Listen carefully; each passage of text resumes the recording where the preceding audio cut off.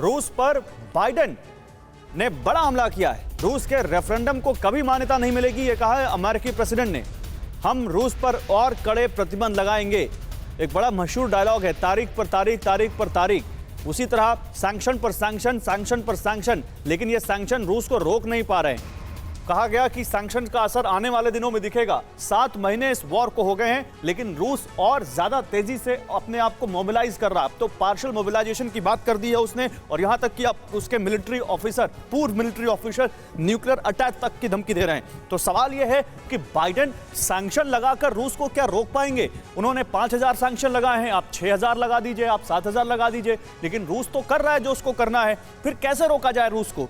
क्या यहां पर अपने फुट सोल्जर को भेजना चाहिए अब नेटो को? यह बड़ा सवाल पूछा जा रहा है, क्योंकि अभी तक केवल उन्होंने हथियार दिए हैं। हालांकि रेफरेंडम को लेकर अमेरिका ने क्या कहा है और किसने क्या कहा है, ये आपको बताते हैं। पीएमईजीपी योजना के तहत 10 लाख लोन लेकर क्या अपना खुद का बिजनेस शुरू करना चाहते हो? इसे लेने के सीक्रेट्स को जानना चाहते हो? तो फ्रीडम ऐप को अभी डाउनलोड कीजिए। अब अमेरिका कह रहा है कि रेफरेंडम को कभी मान्यता नहीं देंगे, हम रूस पर और कड़े प्रतिबंध लगाएंगे। ब्रिटेन क्या कह रहा है? रेफरेंडम के नतीजे पहले ही तय हैं, दुनिया इसे कभी नहीं मानेगी। फ्रांस क्या कह रहा है? ऐसे जनमत संग्रह पर रूस को कभी समर्थन नहीं मिलेगा। यानी ये वो पोजीशन है जो हम सबको मालूम है, नेटो कंट्रीज की या वेस्टर्न और यूरोपियन कंट्रीज की।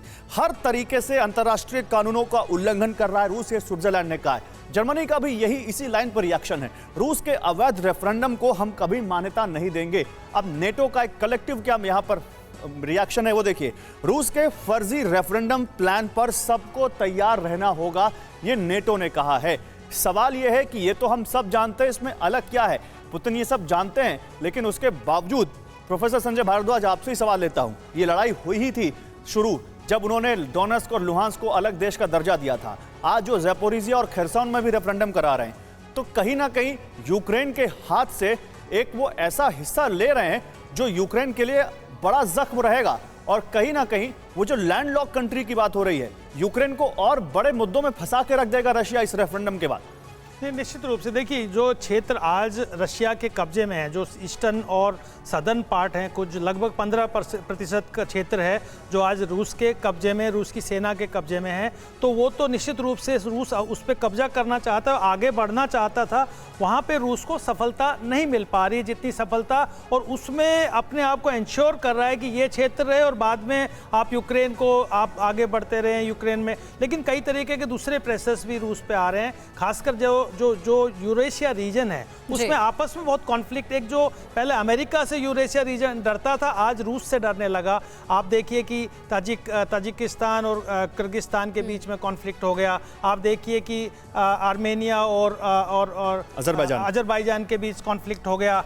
वहीं पर ही जो डेमोक्रेसी का एक डर था वो खत्म हो गया, और रूस का जो एक रिविजनिस्ट अप्रोच आया है कि जो 1917 से पहले का रूस अपने आप को लाना चाहता है, उससे यूक्रेन में भी एक तरीके बिल्कुल सर, इस वॉर की सिचुएशन के बीच हमने देखा है वर्ल्ड ऑर्डर चेंज हुआ है और कई देशों के बीच में तनाव बहुत ज्यादा बढ़ गया है। इस कदर बढ़ गया है, युद्ध तक की नौबत आ गई, जिसमें कई उदाहरण जिसके बारे में आपने जिक्र भी किया। पीएमईजीपी योजना के तहत 10 लाख लोन लेकर क्या अपना खुद का बिजनेस शुरू करना चाहते हो? इसे लेने के सीक्रेट्स को जानना चाहते हो?